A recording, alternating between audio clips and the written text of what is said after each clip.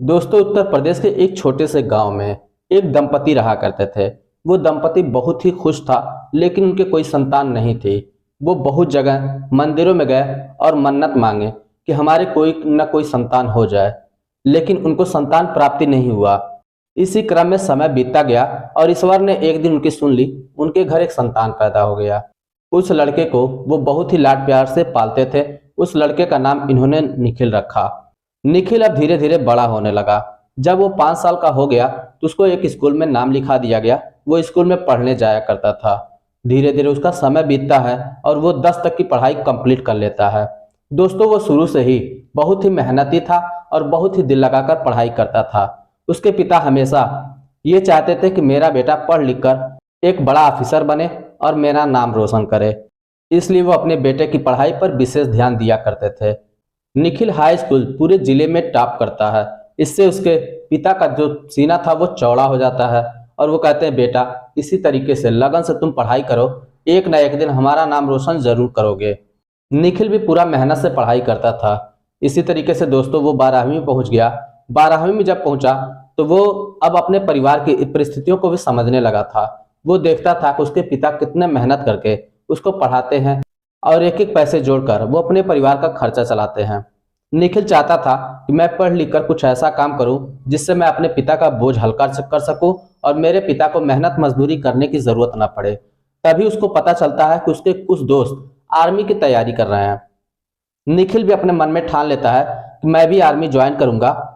इससे देश की भी सेवा हो जाएगी और इससे जो पैसे मिलेंगे उससे माता पिता की भी सेवा हो जाएगी। अब ये सोचकर वो दिन रात मेहनत करने लगता है। सुबह सुबह उठकर वो फिजिकल टेस्ट की तैयारी करने लगता है।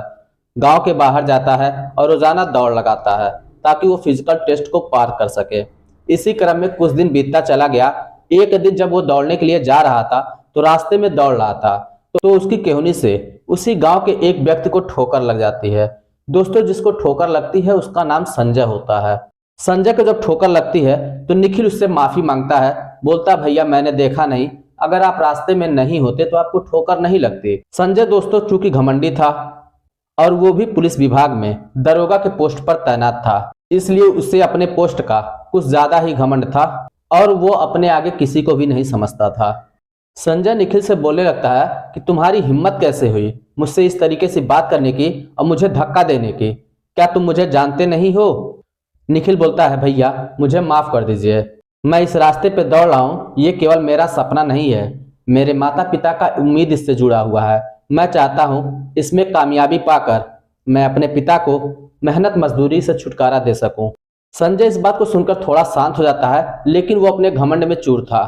वो बोलता है, चाहे जो कुछ भी हो, तुम्हारी हिम्मत कैसे हुई मुझसे धक्का देने की? तुम्हें अब मैं अभी थाने लेकर चलता हूँ और सारी हेकड़ी वहां पे निकाल दूंगा। ये कहकर संजय निखिल को थाने लेकर जाता है और वहां पे जाकर लॉकअप में बंद कर देता है। निखिल सोचने लगता है कि आखिर मेरे साथ ये क्या हो रहा है। उसे कुछ समझ में नहीं आता। अब इस बात का पता निखिल के पिता को चलता है। निखिल के पिता को बहुत ही बेचैनी होती है और वो भागे भागे पुलिस स्टेशन की तरफ जाते हैं और संजय से बोलते हैं, साहब मेरे बेटे से गलती हो गई, मेरे बेटे को माफ कर दीजिए, मेरा बेटा नादान है, ऐसी गलती वो नहीं करेगा। लेकिन संजय अपने घमंड में चूर था। वो बोलता था, तेरे बेटे से गलती नहीं हुई है, तेरा बेटा जानबूझकर मुझे धक्का दिया है, अब तो मैं इस पर केस करूंगा और इसकी जिंदगी तहस नहस कर दूंगा। निखिल का पिता हाथ जोड़कर बोलता है, साहब आप मेरे बेटे पे ऐसा जुल्म मत करिए, मेरे बेटे की जिंदगी बर्बाद हो जाएगी। अगर उस पर कोई भी केस हो गया तो वो कभी भी कामयाब नहीं होगा और किसी भी क्षेत्र में नहीं जा सकता। संजय निखिल के पिता की एक भी बात नहीं सुनता और उसे धक्के देकर बाहर निकाल देता है। निखिल का पिता आंखों में आंसू लेकर घर वापस चला आता है। अब निखिल का पिता सोचता था आखिर क्या किया जाए। निखिल का पिता आंखों में आंसू लेकर सरपंच जी के पास जाता है और उनको सारी बातें बताता है। सरपंच जी बोलते हैं, चलो ठीक है, मैं कल सुबह देखता हूँ। सुबह होती है तो सरपंच की बैठक कराई जाती है। निखिल का पिता भी आता है और संजय का पिता भी आता है। निखिल का पिता संजय के पिता के सामने हाथ जोड़कर माफी करता है कि साहब मेरा बेटा तो नादान था, आप अपने बेटे से कह दीजिए मेरे बेटे पर कोई केस न लगाए, वरना मेरे बेटे की जिंदगी बर्बाद हो जाएगी। संजय का पिता तिरस्कार भरी नजरों से देखता है और बोलता है, तुम्हारे बेटे की इतनी औकात कि मेरे बेटे के सामने आ गया? अब उसके साथ जो होना होगा वो होगा, इसमें मैं कुछ भी नहीं कर सकता। लेकिन निखिल का पिता बोलता है, साहब आप हम पर रहम खाइए, हम लोग गरीब परिवार से हैं, हम लोग क्या कर सकते हैं, हम लोगों की परिस्थितियों को समझिए, आइंदा से ऐसी गलती नहीं होगी। आप अपने बेटे को एक बार बोल दीजिए, दोबारा से भूल कर भी ऐसी गलती नहीं होगी। संजय के पिता गुस्से में बोलता है, चलो ठीक है, मैं बोल देता हूं और वो तुम्हारे बेटे को छोड़ देगा, लेकिन एक बात का ध्यान रहे, अगर दोबारा से ऐसी गलती हुई तो फिर उसे कोई भी नहीं छुड़ा पाएगा, उसके साथ जो होना होगा वो होकर रहेगा। सरपंच की सभा समाप्त की जाती है। निखिल का पिता अपने घर वापस आ जाता है, आंखों में आंसू लिए और चेहरा मुरझाया हुआ। वो आकर अपनी पत्नी को सारी बात बता देता है। कुछ देर के बाद निखिल भी थाने से वापस आ जाता है। घर पे एक सन्नाटा सा छाया हुआ था। वो समझ नहीं पा रहा था कि आखिर घर पे हुआ क्या है।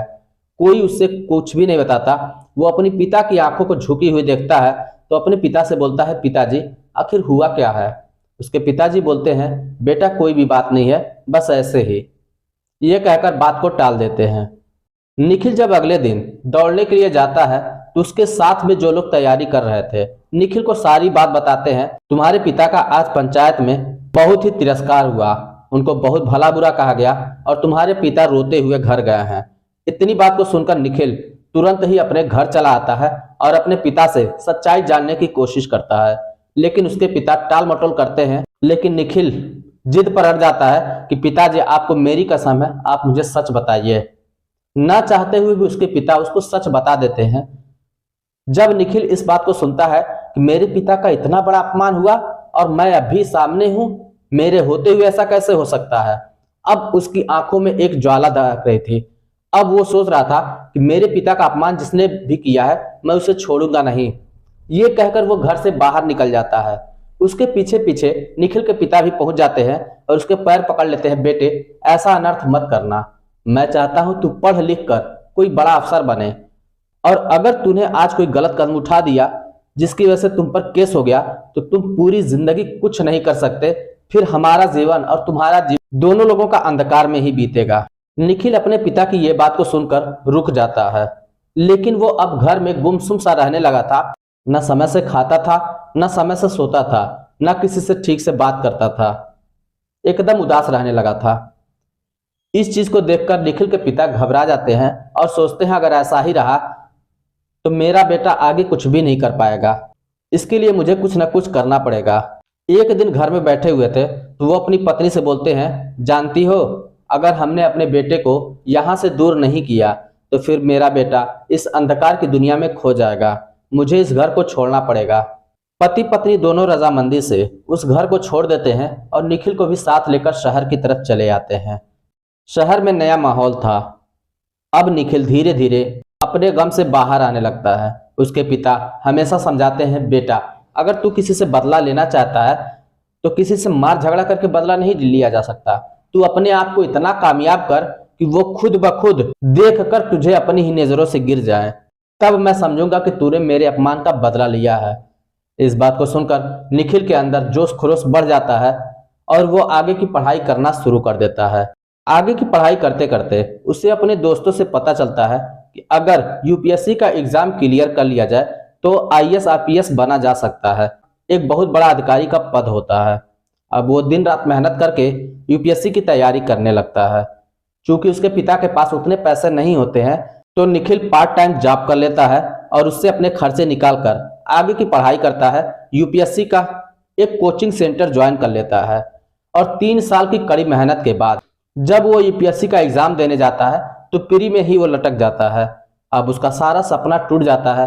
वो घर बैठ जाता है, सोचता है अगर अभी मैं प्री एग्जाम में ही फेल हो गया तो मैं आगे क्या कर सकता हूँ।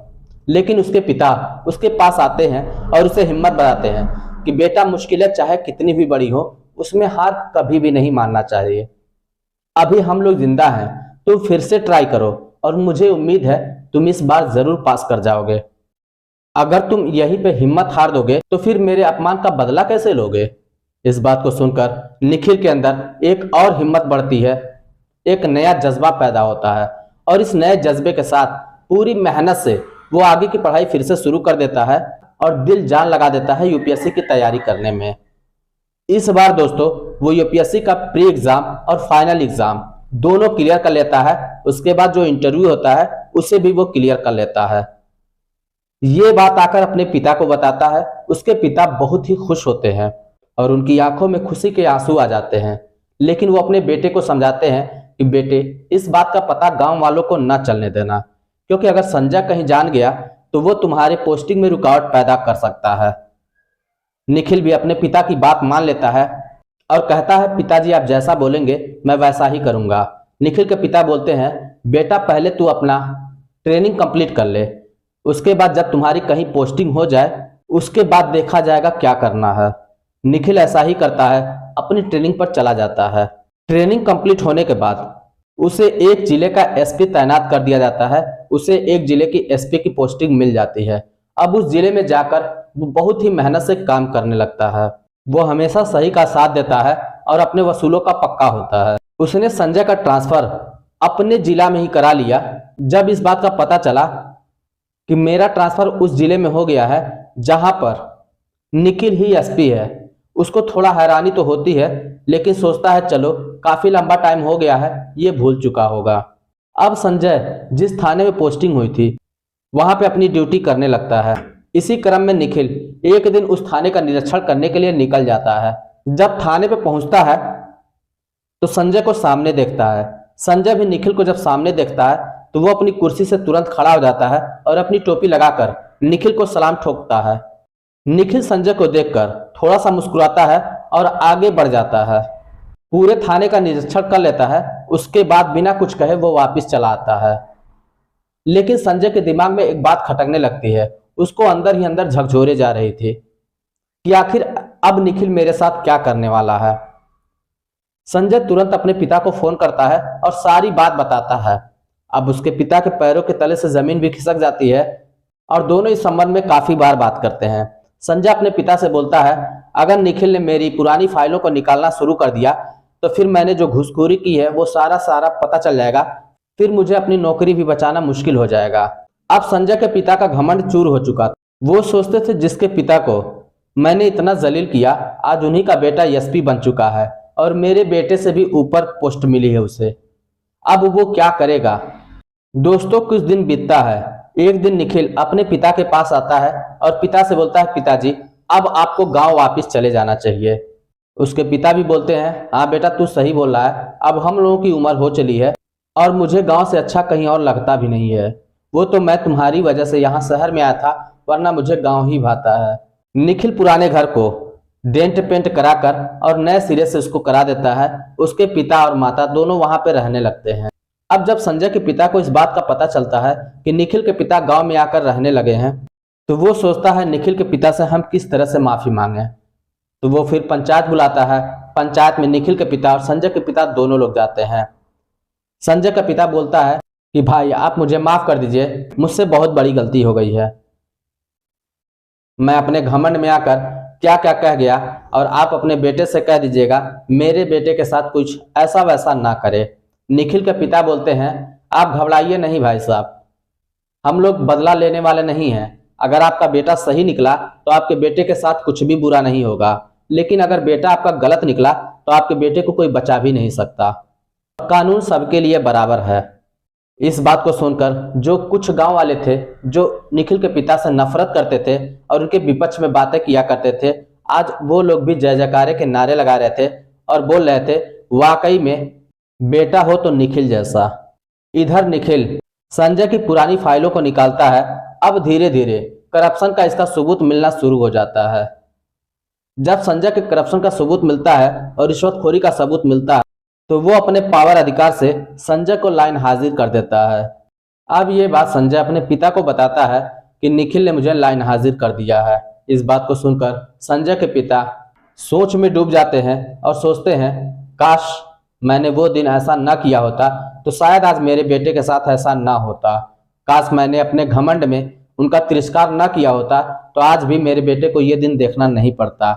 अगर मैं अपने बेटे को सही रास्ता दिखाता तो आज मेरा बेटा हमेशा हमेशा के लिए अच्छी नौकरी करता रहता और उसे लाइन हाजिर नहीं होना पड़ता। दोस्तों इस बेस में पूरे सबूत मिल जाते हैं और संजय को पुलिस विभाग से निकाल दिया जाता है।